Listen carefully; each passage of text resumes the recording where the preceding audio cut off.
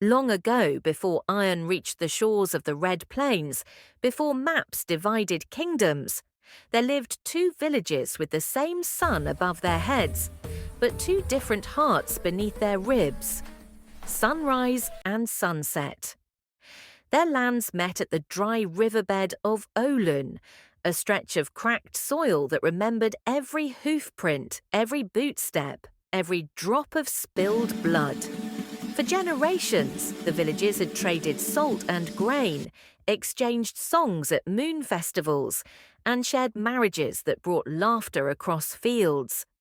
But power, like smoke, finds its way into every hut, and eventually the councils of both villages forgot old alliances and saw only rivalry. From Sunrise came Baru, a man whose broad shoulders and strong arms were said to be carved by the gods of the savannah. Fast, fearless, unbreakable in battle, he was called lion-shouldered because his stance alone could scatter enemies.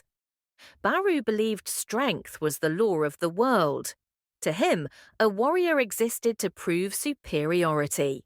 He trained the young men of Sunrise with relentless discipline, riding horses from dawn until the sun sank into darkness, their bodies hardened by labor, farming, hunting, fencing, and their eyes never looking downward. Baru did not laugh often. He spoke in commands, not wishes. Sunset Village was different. Their warriors learned strategy before strength, silence before shouting, moving like river shadows. Where one stood, three more were unseen. Their leader, Teku, was tall as a palm tree and calm as evening wind. Not loud or aggressive like Baru, his power came from patience, not rage.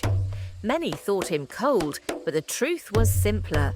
Teku listened more than he spoke. His spear was old, its iron tip darkened with age, not rust. His father had once told him, "Wisdom is the spear the enemy never sees." Teku believed the greatest victory was one that cost no funerals.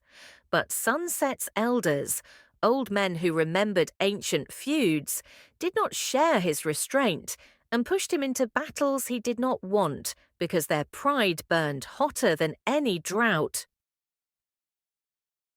In Sunrise lived Amara, daughter of a potter, admired not only for her graceful posture and gentle eyes, but for her heart.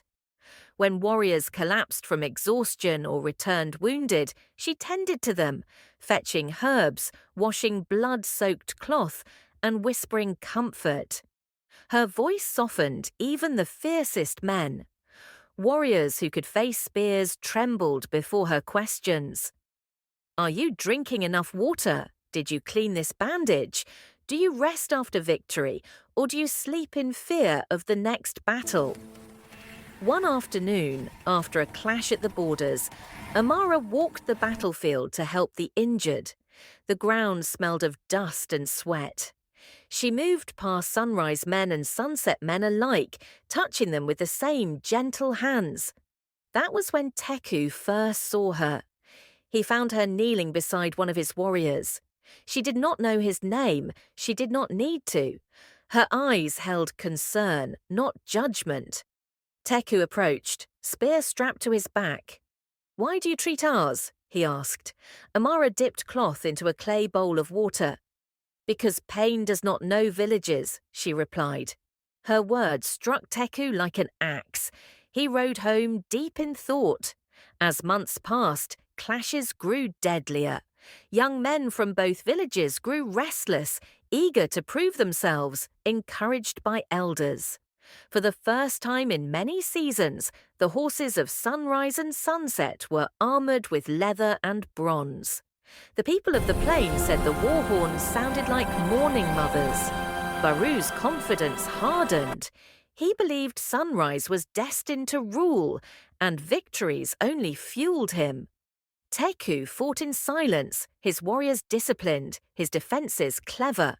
But each victory was followed by more funerals. At night, when the fires died down, Teku would stare into darkness and whisper, "Battle has no memory. It eats until nothing remains. Still, the council would not listen.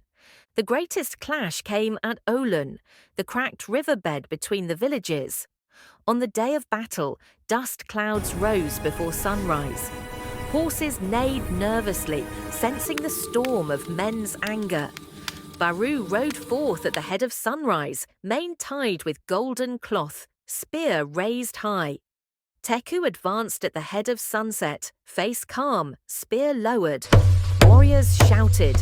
Hooves struck earth like thunder.